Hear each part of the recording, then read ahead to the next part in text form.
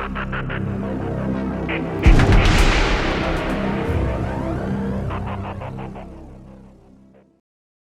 morning. My name is Keenan Mose. I'm Ph.D. Taylor. And welcome to Conversations with your friendly neighborhood Black guys. Today, we have an incredible guest for you. We have Robert S. Blank, Presidential Associate Professor of Philosophy, who has a Bachelor's in Arts from Cornell in Chemistry and Philosophy, a Master's from Stanford in Biology, and a Ph.D. from Stanford in Philosophy. You also forgot one thing. He is also a rock star in the philosophy world, which, there's only a handful of those. So it's amazing to be in the presence of a legend. So Quayshawn, I just have to ask right off the bat, why philosophy? So, I mean, I put it a different way. So why not philosophy? That's just a philosopher's answer. Given my personality, right? So I was always the kid who would ask why and challenge the rules. And, even in class, I get into stuff that wasn't going to be on the test. And the professor's just like, why are you asking these questions, right? And so the only place that would tolerate my incessant questioning was philosophy. And, I figured out you could get paid to do this.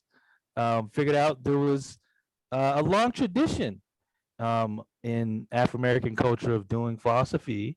So this was a natural fit. It was a good fit. So I'm going to stick with it until the robots take over. Yeah, the robots are coming, but why do we need philosophy? Because I used to always tease my dad, like, if there was, say, like, the robots come, the asteroids hit, there's a pandemic, we won't need philosophers. We're going to need doctors, we're going to need scientists, we won't need philosophers. But then 2020 hit, and I'm like, oh, I was so wrong. We need philosophers more than ever, right? Like, with who gets the vaccine, like, what's a moral and ethical thing to do with the pandemic? We actually need, so help me get random people to understand why we need philosophy, especially now more than ever. So I don't know if, because your father was a philosopher of language, I'm a philosopher of science. And I don't know if he had introduced you to this book called The Structure of Scientific Revolutions from Thomas Kuhn. I don't know if maybe that was one of the books that was holding up the kitchen table, or you might have seen it otherwise. Well, this was a book that basically laid out, from looking at history of science, laid out kind of the nature of science, the process of science, like what's actually going on instead of what they teach you in textbooks. And one thing he noted, like there's this sort of like calm part of science, and everything is, people are just doing, tidying up things and doing standard things. It's called normal science. And then there's this part of science where there's all this creative thinking and thinking outside of the box called revolutionary science. We don't usually see revolutionary science because the normal science tradition lasts for long periods of time, like 200 years, right? But in what he pointed out in that book was that when you get to revolutionary science, you do a lot of what you're doing is philosophy, because the old way of doing science isn't working, and you have to move to what he calls a new paradigm, a new way of doing science. And how do you get there? How do you get from how you've been thinking about things to a completely new way of thinking about things to solve previous problems that were stubborn? You have to think outside of the box, and you have to think about metaphysics. You have to think about logic. Sometimes you have to change your logic. I mean, think about that. So it's, I think we don't realize that we need philosophy until we need it, and I mean, like I think we were in like a normal science of virology until COVID-19 pandemic hit. And all of a sudden it's like, oh crap, like we have like this super virus, how do we deal with this? And, there was philosophical thinking going on, not just in the science, and the philosophy of science, but also with the ethics. And you saw bioethicists were like championship swimmers all of a sudden. They were they were in high demand, and they're the ones on the ground creating our vaccine administration procedures and things like that. Which things should stay open, which things should stay closed, right? These are all philosophical questions. So I think it's kind of like that. It's like in the background when everything's fine, and when the crap hits the fan, it's like, oh my gosh, we need ethics, we need logic, we need all this other stuff, right? That's kind of how I see it. Yeah, what I just kind of noticed, like in the past, 4, 5, 6 years, we've, as a country, America has really lost a lot of ethics and morality. Really? You don't think? I think just a little bit. But what do you think causes that? Like, where does it go? Because at times it seems like we have it, and then at other times it's just a distant memory. So, I mean, think about 2020 when obviously the George Floyd murders and all that stuff was happening. And for, the first time in a long time, white Americans were waking up to see what had already been going on in the United States. And, people were saying, it's like, wow, like, where did all this racism come from? It's like, well, it was always there, is what I would say. It was just not as easy to see. And so I think what's been happening over time is because of various technological advances, like the use of cell phones, social media is blowing up and people are sharing, cell phone videos and images. People are starting to see how ethically deprived the country has always been, but it's just becoming more visible, I think. So it's not like we're getting more racist. We're not getting, so more immoral, have more vices. But it's just becoming more visible, at least to people who were kind of shielded from it before. Yeah, that's interesting. So let me give you an easier question. Was OJ wrong? And by that I mean you mean the OJ decision, or no, he just wanted to be seen as OJ. He didn't want to be seen as black. He didn't want to be seen as white. He just wanted to be seen as OJ Simpson, the greatest wife murderer of all time, or football player. Yeah, I don't know. He fumbled both of those, but well, that's what he said before the trial, though, right? And then he wanted to be seen as a black man getting a raw deal from the LAPD, right? So,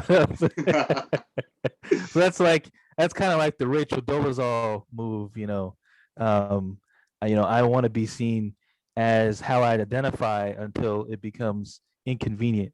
She sued Howard University for being a white, like for anti-white discrimination. So that's kind of how I see that kind of self-identification and that remark from OJ. I mean, it's a convenient sort of thing, given what's in front of you. Like when he was fine and he didn't need to rely on any support from African American community to stay, rich and successful. He's like, I'm just me, Stop coming to me asking for favors, right? Right. And then when he's in need, it's like, I'm just a brother, you're getting a raw deal, This is, I need my support from my people, right? So I think that's what was going on with that. So kind of going off that, you talk about him kind of. Can you speak up a little bit? You talked about him kind of shying away from it at first. I'm not black, I'm OJ, and then kind of turning to when he needed it, being black. Well, what is race? Oh, you done got philosophical up in here. So I warned you.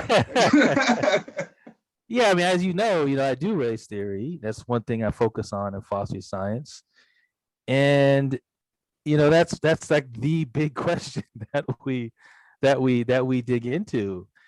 And what I've been working on since probably around 2013 is how that question is mistaken. So um, there's all these phenomena you got to explain when you're doing race theory. Why is it that we take racial identification very seriously, unless it's Rachel Dolezal or Jessica Krug, or keep going down the list.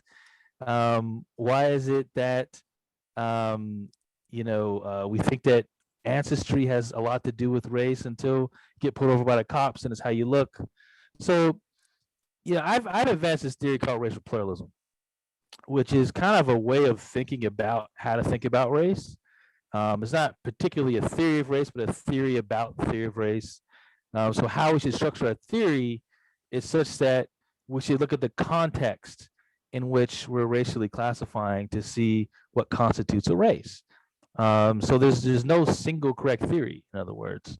And I think the theory works pretty well. It accounts for why is it that we know from data that Melanesians and dark-skinned Pacific Islanders are treated like African Americans to the police, but you fill out a census or in like a affirmative action context, they're Pacific Islanders, right?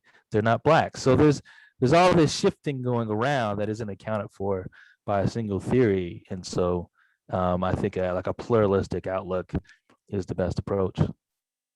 So, how have you seen your views on race kind of changed? Because I was looking through a lot of your writings, and I try, just like my dad's writings, I try to read it, but I'm like, all right, what?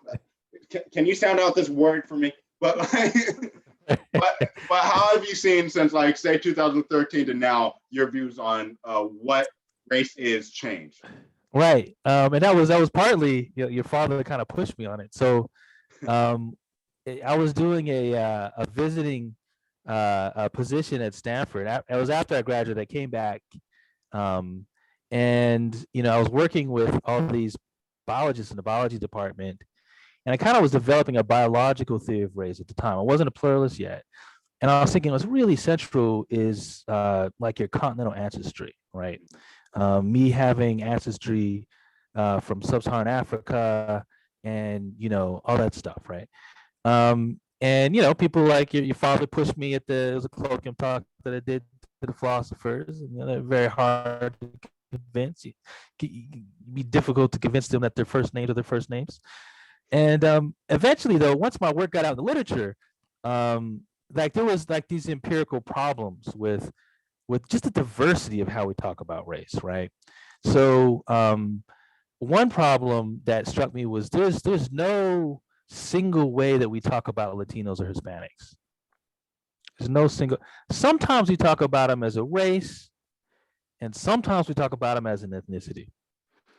And when we're talking about them as a race, there ain't nothing about ancestry that's involved in that racialization, right?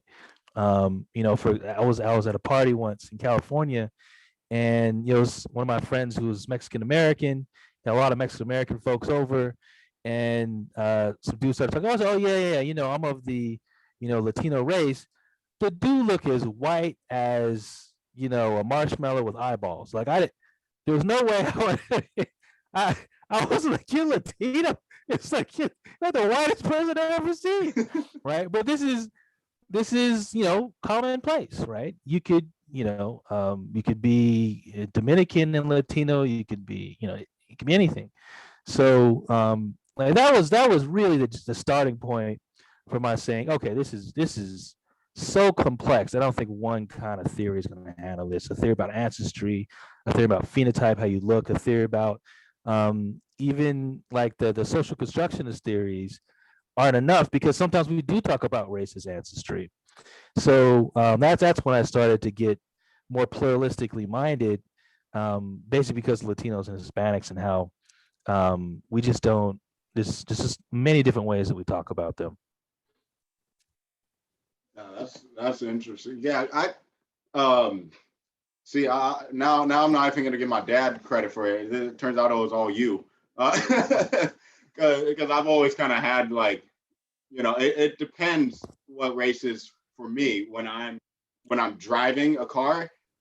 I'm not African American. I'm not, a descent. Like I'm just black, and I'm very aware of that. But then say I'm in a room full of people, all of a sudden, I'm like, no, I'm more, I'm more of an American, I'm more a black, they see me as an African American, but I've always noticed, like, depending on my situation, what it means, what my race means tends to shift. So that I've really okay, yeah. Interesting. I don't know what about you.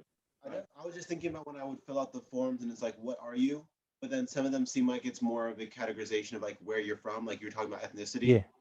And then other ones are just like black or African American. And I'm like, well, that groups so many different things that like I don't really feel like I have an identity when I put myself onto a piece of paper. I'm just put in like this black category, which I feel like there's just so much that goes on with it that there's not like an individual person to it. That's what I was really thinking about when we were talking. I mean, my big thing from all this is like whenever there's an election, they're always talking about, the black vote, like right. It's one, right, or the Latino, like it's one thing. Oh, the Latino vote, that's a yeah, right, right. But like there's different like I'm very conservative compared to this guy, but if I go to Ohio, I'm Antifa all of a sudden, so it's like.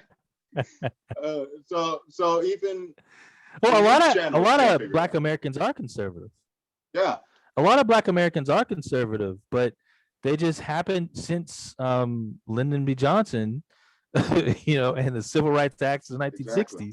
You can look at the graphs and see how we used to vote for presidents in every 4 years, and you can see, after JFK was assassinated, Lincoln and Lyndon B. Johnson took over. And all the Civil Rights Act started to come out. African Americans just Democrat every year since then. And that's of course doesn't say anything about like the underlying like political values, and it's like, okay, they're the ones that gave us some semblance of freedom, so we're gonna vote for them. Right. And that's how it was actually after.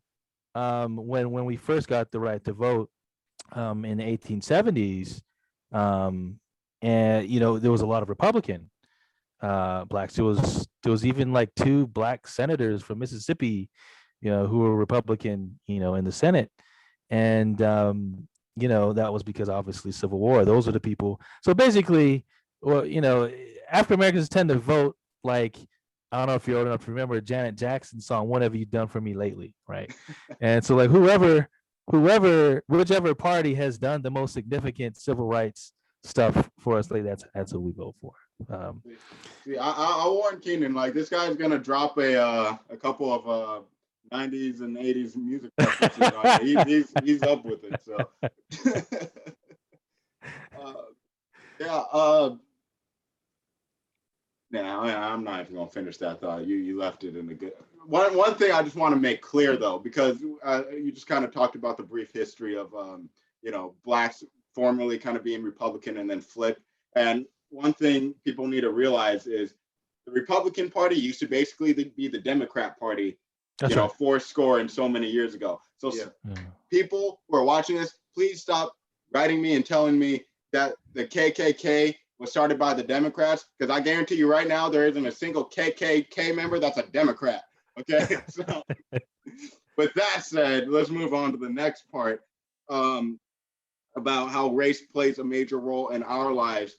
Being you and me have something in common, and that is that we have an Asian side to our family, right? And I know you were a lot like my father. You met a lovely Asian woman and you guys fell in love, and I know both of us didn't have quite smooth sailing, getting the 2 families to be like, yeah, it's great.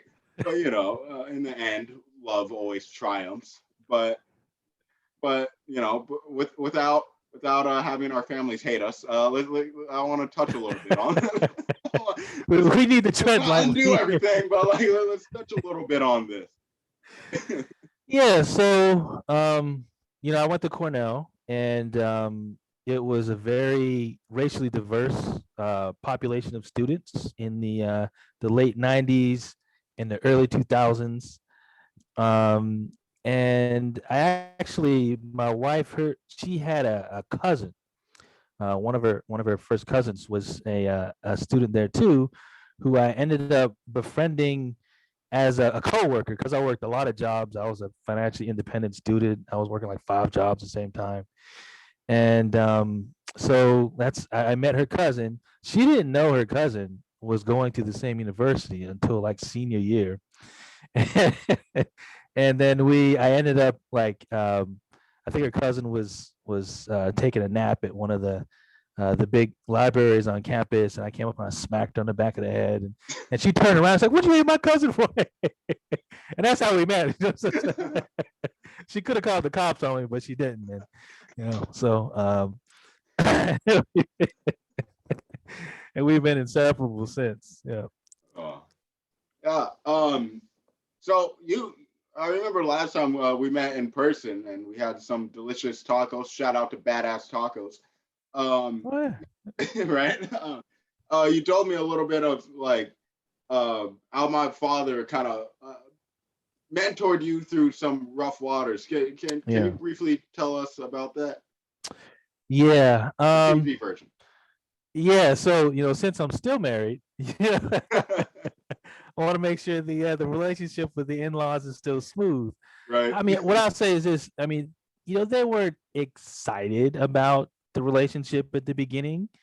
You know, there were first generation is the first people who become citizens, or that language I've never really caught on to.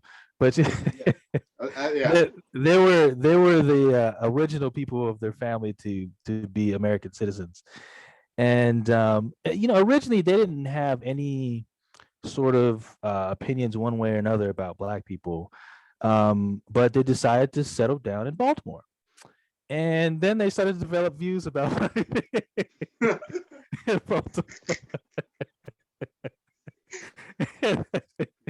and you know, you just gotta say sort of names, some city names, and that's all you need to know.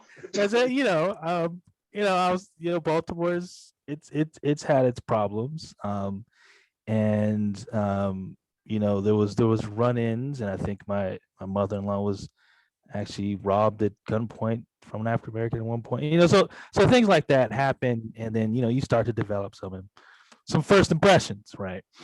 And you know, so you know, she brought me home, and it didn't go so well. We decided to continue our relationship anyway. So you know, I didn't have sort of the blessing of I didn't get any blessings. And we continued relationship anyway. She came. We were living together in Stanford, California. You know, things were tough, but you know, your father was very supportive, and you know, he was, you know, sharing similar experiences, and you know, this is what you can do, this is what you can say. Ironically, 2 things happened that were very positive for the acceptance portion. I kid you not, Obama was came to you know, sort of fame and became president. It's like, oh, you know, because you know, they were big in, you know, finance and investing, and so you might get in on this African American stock when it was good value, and then you know, it's going to go up. You got to buy low. It's like Bitcoin. Like, so that was one thing.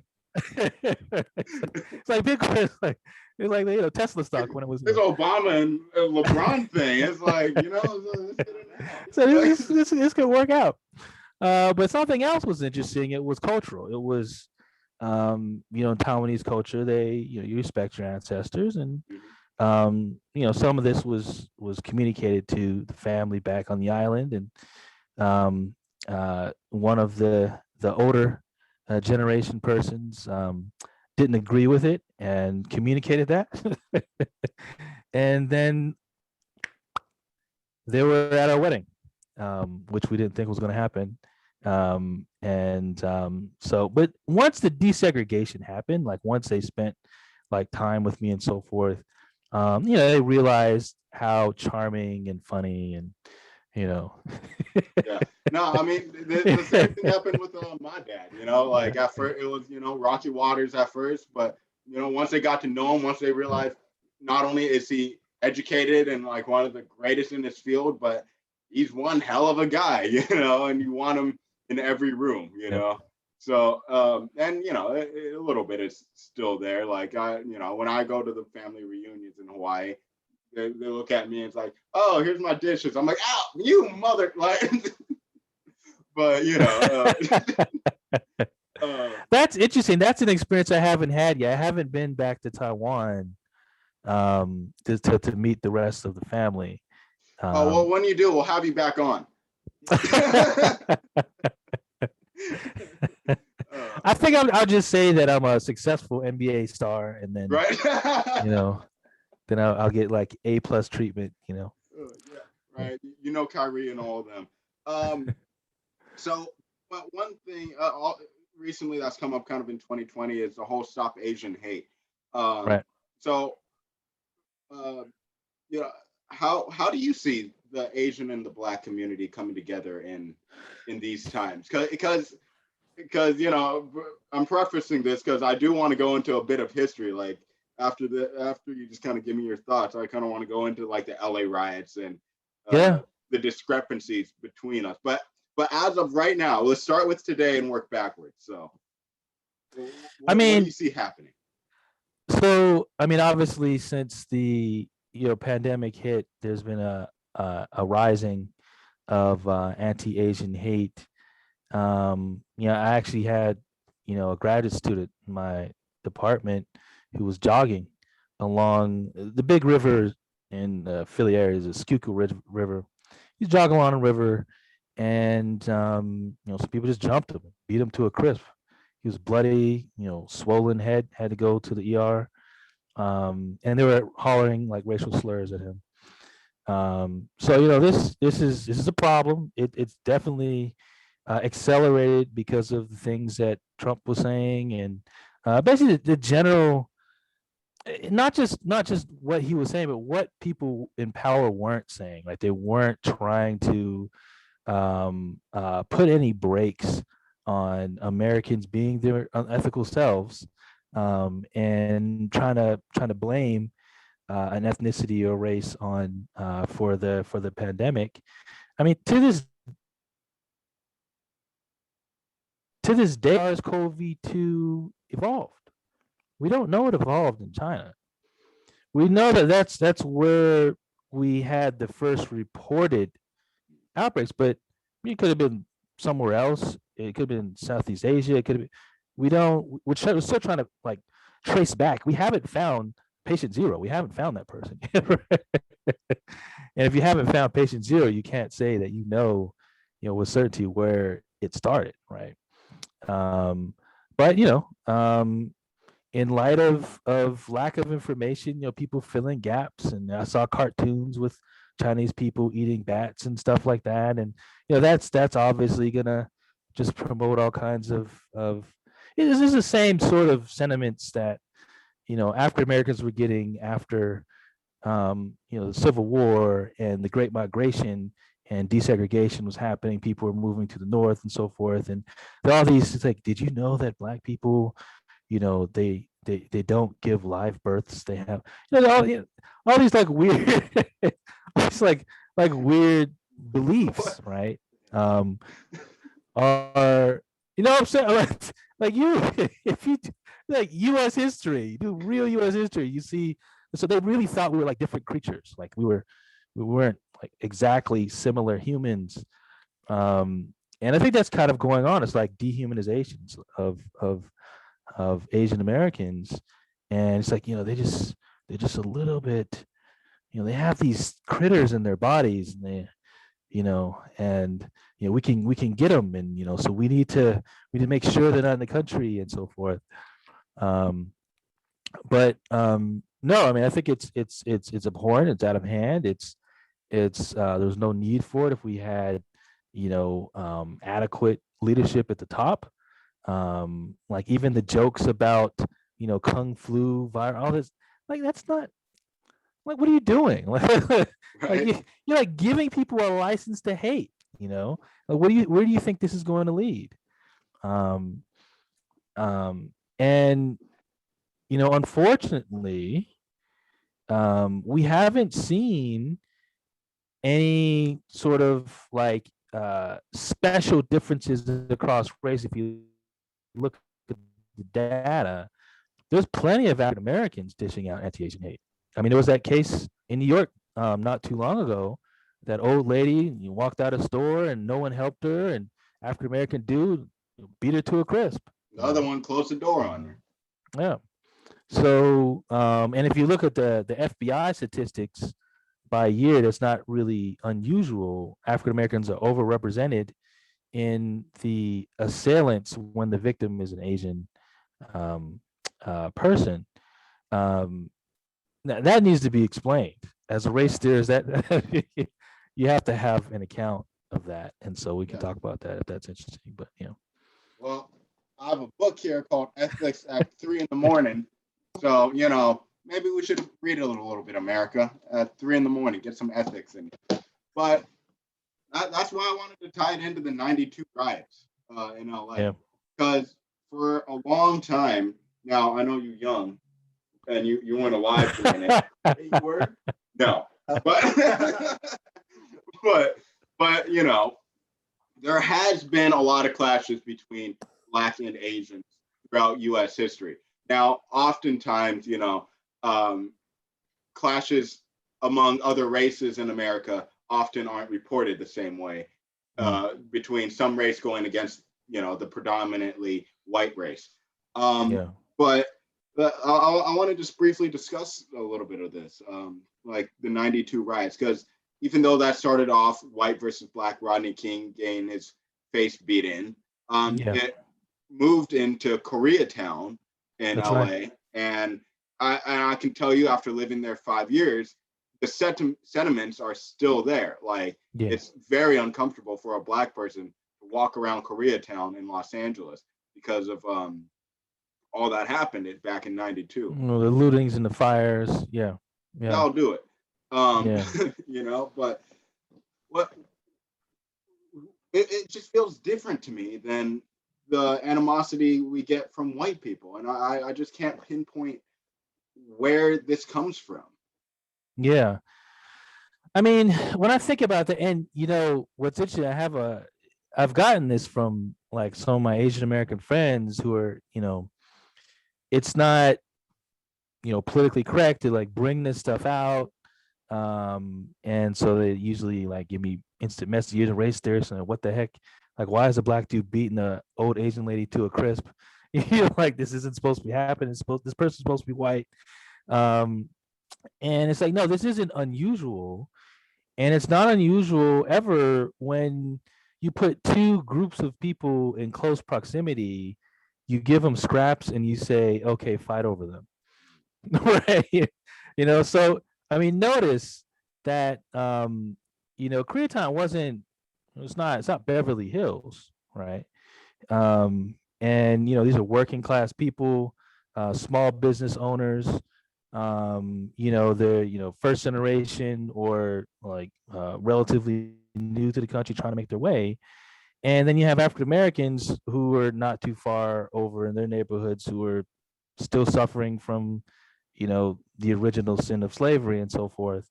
And when you have people who you have scarce resources, you have scarce opportunities, you put them in close proximity, and there's like recognizable like differences that you can use, like marks you can use to tell each other apart. There's going to be clashes, and there's going to be animosity, and there's going to be resentment. And I know one piece of the resentment is the difference in real estate and in general wealth. So one huge difference between Asian American and African American community is wealth.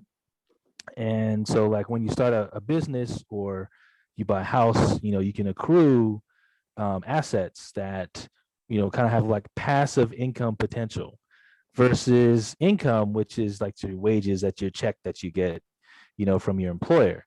And a lot of people forget about wealth, but there are huge wealth differences across racial groups in this country.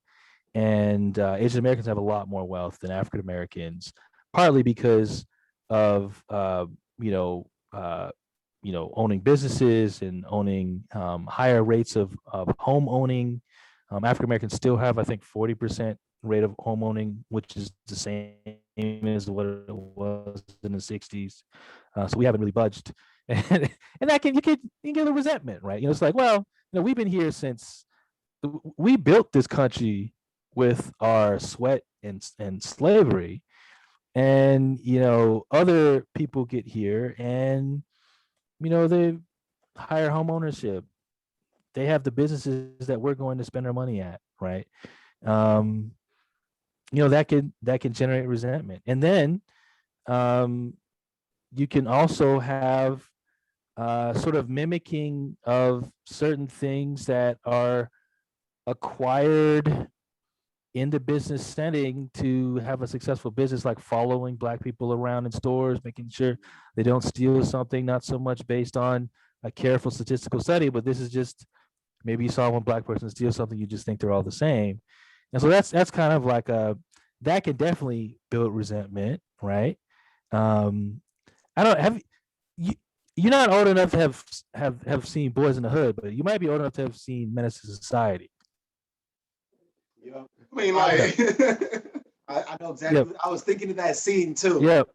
And so, so I mean, that the Menace is so you have, they're like those. I think they were Korean store owners. They're working class. They weren't balling. Small business owners trying to protect their investment. They over the years they developed a sense of, well, got to watch out for these people, and low income, very messed up, traumatic childhood of the African American stars in the movie come in.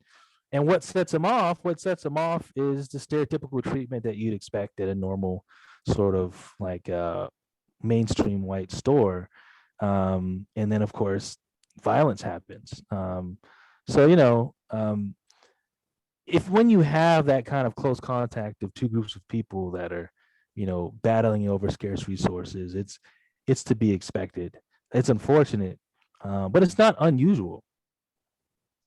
I mean, you see that with African Americans and Hispanics as well, right? Or non-Black Hispanics. Yeah. I mean, with the whole, Asian hate crimes going on, be it Black or white, same with the, hate crimes going on with Black people, is whoever is committing them, regardless of race, it just seems like there's a profound lack of education and a profound lack of ethics and morality. That's what I see. Yeah. And it's up to us as a country, really, to educate ourselves better. And with education, I think we can get more ethics and morality back as we go. I like how you put that, because it's either or. If you were educated to know that actually going up to someone and spitting in all that stuff, that actually puts you at a higher risk of contracting coronavirus. So that might not be a good idea to do anyway. Like, you're taking off your mask, you're within 6 feet, right? But then also, like, even if you didn't know that, just having a general concern for the humanity of another human being should stop you from doing that, regardless of your knowledge base. So yeah, either one of those I think would do a lot of help. So a slight shift, but we're lucky and privileged enough to have conversations with people like you, where we can kind of delve into the differences in race and the history of stuff. But a lot of these fields, when I'm in a lot of my classes, 'cause I'm a senior in college still, a lot of the perspectives are not from Black people. We're not included in studies. We're not the ones there. So I just want to kind of get a little bit on your experience as someone who's Black and a philosopher and, triple educated and, just an incredible person. Um, so there's a pipeline problem. And so I know the numbers for my field. I imagine they're similar for other fields. In philosophy, there is no racial difference in the rate at which people of different races obtain bachelor's degrees in philosophy. So there's plenty of philosophically curious African Americans and Hispanics and so forth, and Asians and so forth as whites. But then once you get into graduate programs, there's a huge change. And about 85% of the PhDs that are awarded annually are the non-Hispanic whites in philosophy. And that it just mirrors in the professorate. It's about 85% practicing like philosophy professors in the United States are non-Hispanic white. And yeah, that's a problem. And I tend to think that a problem like that can have multiple causes, but one is definitely apathy. Just a lack of, and it's predicated on, I think, I would either say racist ideology or just racial stereotypes. So why isn't there a bigger drive and push to get a more diverse professorate in a lot of these non-diverse fields, anything from physics and chemistry to philosophy? Well, they don't think there's much that we have to offer. And why do you think that? It's like, well, they think that they're doing, an excellent job, and there's not any more brilliant ideas out there in other cultures. And why would you think that? Because you think you're intellectually superior. And this is, I tell my African American like junior scholar and graduate students this, and it's like, if you look at these underrepresentation problems, at the base of it is usually a sense of intellectual superiority of the people in power. Similarly, for like underrepresentation of women in philosophy and other like underrepresented fields like chemistry and physics, they don't think they have much to offer. And then when you look into why that is, it's part of the field. Like when I teach philosophy of race, we start in the 1600s, where European explorers were sailing around, being surprised that they weren't the only people in the world, and then coming up with these racial classifications, right? And when they were doing that, they were attributing differences in culture differences and intelligence differences, and this was happening among the philosophers as well. Immanuel Kant, one of the most prized philosophers in my field, they think he's brilliant. You know what he had to say about Black people? Lazy, indolent, and dawdling. Appropriate for field slavery. He thought Native Americans were appropriate for domestic, like house slavery. He thought African American or Blacks were appropriate for field slavery. He also had some things to say. There's this famous, he has these papers on aesthetics where he says a Black, this was a trade worker, I can't remember exactly, maybe a carpenter or something, comes to his door. He said the fact that he was dark Black from head to toe is proof positive that what was going to come out of his mouth was stupid.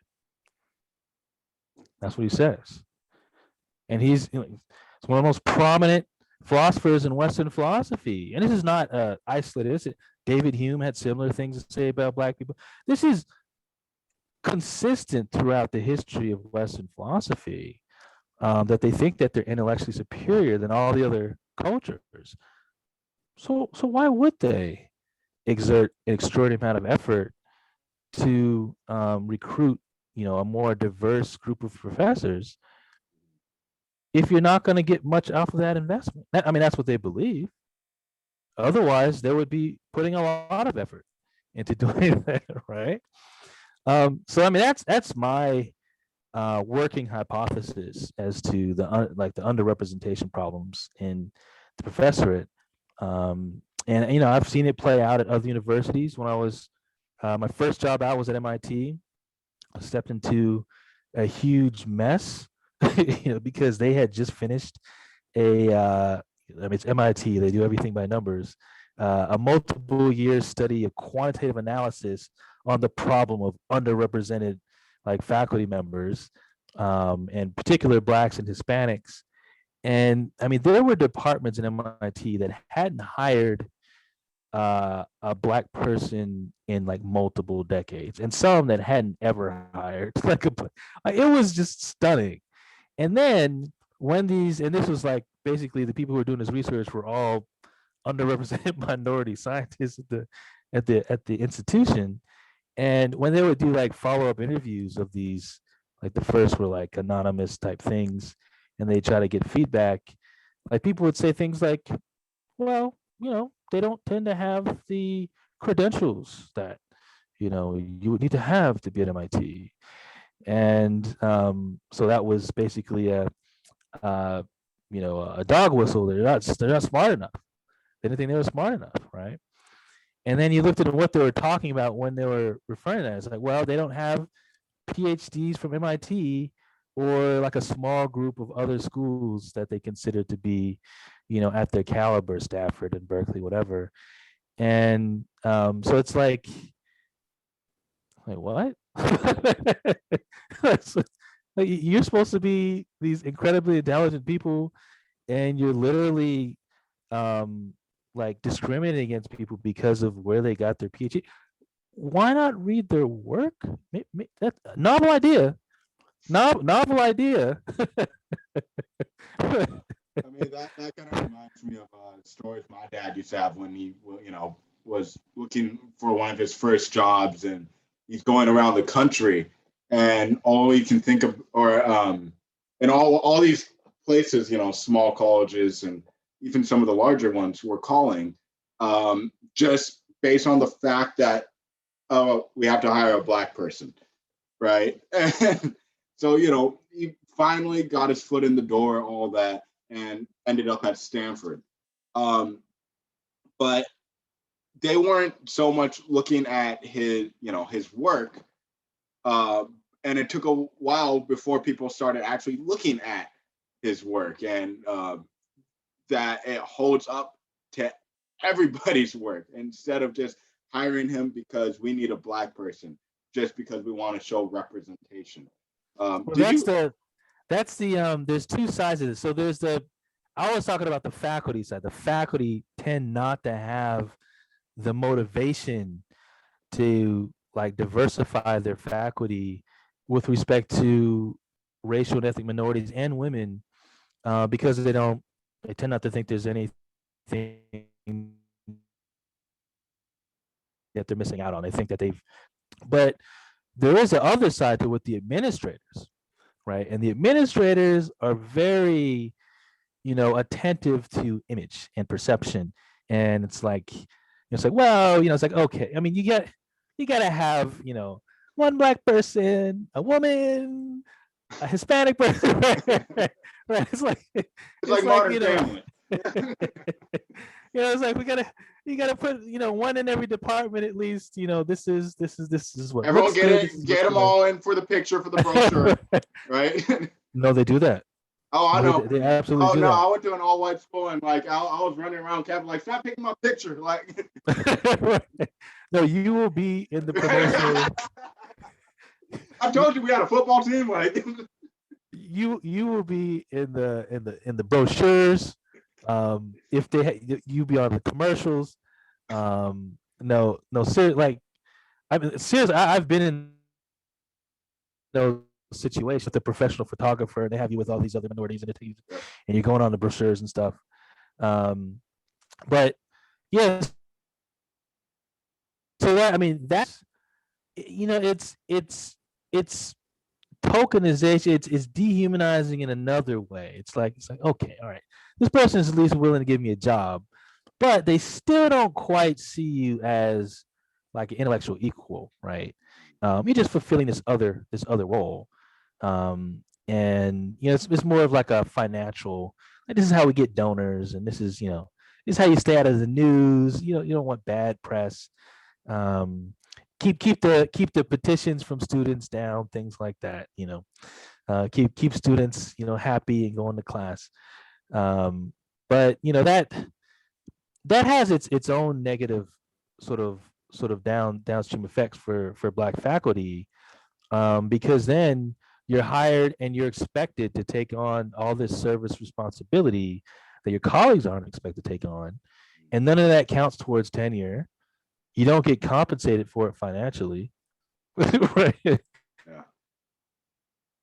Like, it just happens to be part of your job description, and it's not part of anyone else's job description. And then you get worn out, might not get tenure because your time is in such demand. And then that just gives the faculty, it's like, oh, see, I told you, they're not smart enough. I thought that's why we weren't hiring them in the first place. Right? Right? And so then you get this feedback loop. And then the next time the dean comes, like, we tried to hire one of those Black ones and it didn't work out. You were there, right? So that happens. And it's still a battle behind the scenes that the students don't see.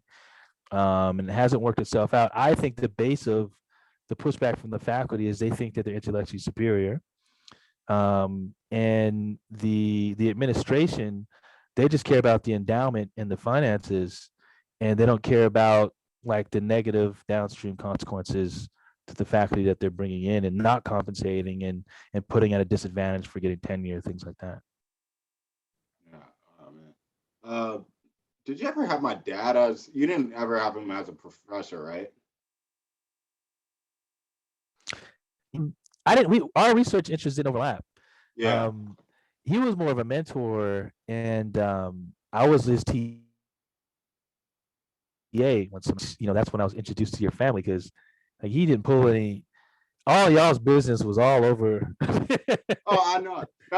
Because he had that stupid show, Philosophy. I love the show. Shout out to Philosophy Talk. But you don't got to be airing out all of our grievances on national radio and into every classroom. Like, man, you're lucky. Like, everyone knows about me. Like, that's the best reasons. But Yeah. I only bring that up because he made sure whenever he had a Black student or some kind of Black, he would press them so hard. He would. I got run that them, sense. because he wanted them to be ready, right? That's he right. wanted you guys to be ready for what's to come. The feedback I did get from, like, when I was first working at my first theories of race and I was on that fellowship, this was actually after I got my PhD. He was right there in the colloquium talk. He was some of the toughest feedback. And I appreciated it because it meant he took me to be an intellectual equal. And that's, as an academic, that's what you want. You don't necessarily want everyone to agree with you. You want people to take you seriously, so. Yeah. I mean, I think a lot of that stems from when he first, when he was trying to, his, whole thesis and all that. The professor he had was just so, and this is he was a brand new professor, so he was trying to be really hard on my dad. And everything he did wasn't good enough. And I ended up building him up. So, so he gave it back to his students to be like, hey, even though it sucked, it made me the best, right? Right. But, and if you were a Black student, watch out. And if you were his Black son, God damn it.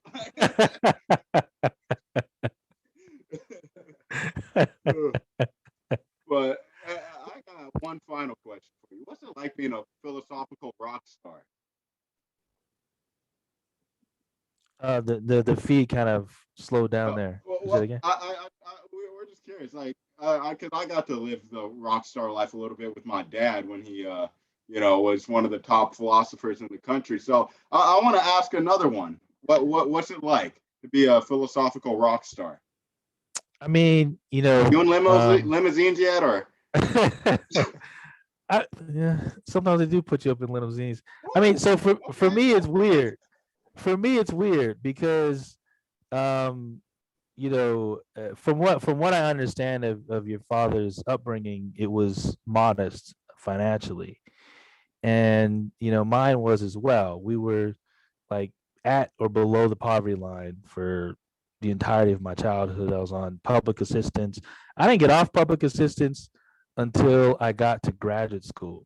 I was on public assistance in college.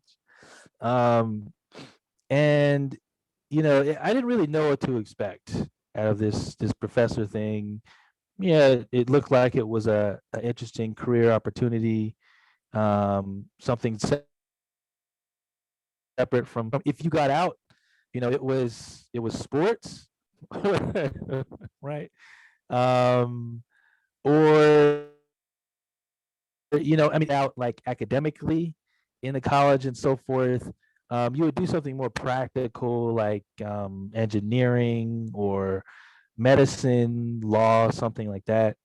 And so I didn't really know what to expect with like a philosophy professor. Like what is that? What does that life look like? Um, and then I got into like sort of um, like my first job, and it was cool. And then when I got the pen, that's when everything changed. And kind of like the Ivy League-ish sort of thing that comes along with it. It's like, oh, you're one of those smart Negroes. Like, okay. so, so, so they're like, we're gonna treat you like a Cornell West type, like, and then it was like it's relatively easy to get like a contract for a book. Talks just skyrocketed, and I consider myself blessed, but it wasn't anything I was expecting. Wasn't I was happy just not be a job, given where I grew up. So all of it has been a huge pleasant surprise. And really what I'm focusing on now is trying to bring up more people, try to diversify the profession a lot more than we've been doing recently. And not just the profession, but just like the white collar class. Like this, I mean, I have a lot of like philosophy majors and associated majors, PPE majors that take my courses, and I give them guidance. It's like, look, this is what you need to do to get to this next step, right? And this is like advice you can take anywhere. Number one, I tell them, make straight A's. Did you not hear number one? Make straight A. Like you have to, you have to be better than the competition to get of the sort of spoils that they get, right? And so I try to guide them to sort of to take advantage of the opportunities they have, and to not take it for granted, because it wasn't that long ago that we weren't even allowed to go to schools like University of Pennsylvania, something like that. And we shouldn't take advantage of that. That's an amazing, I say, moral achievement of the country. Unfortunately, but yeah. I mean, as three educated Black men, let's be real, we are the greatest threat to most people, because there's nothing as scared as they are as Black men. They're a lot more scared of educated Black men. So, boo. Don't beat them at their own game. Right. Hey, Yeah. we appreciate you so much for taking time out of your very busy life. It's not every day we get to talk to a rock star. Since we also mentioned my dad, I just want to give a shout out. Kenneth A. Taylor, Referring to the World. His final book is coming to a philosophy bookstore near you, or get it online, because I don't really think philosophy bookstores exist. There's gonna be some empty shelves. It's gonna be like 2 bookshelves probably, and a lot of dust. But Referring to the World, coming near you for all you philosophers out there. We thank you so much, Quayshawn, for spending Thank your. you. We really appreciate you. Incredible. This has been All right, thanks for having me on. Conversations with your neighborhood black guys. I'm Quayshawn Taylor. You said it wrong. Well, what is it? Conversations with your friendly neighborhood black guys. Well, that's why I never say it. Fine. You want to take us out? Take us out. This has been another episode of Conversations with your friendly neighborhood black guys. Thank you so much for tuning in today. And this is why there's a lot of black on black crime. I'm about to smack him.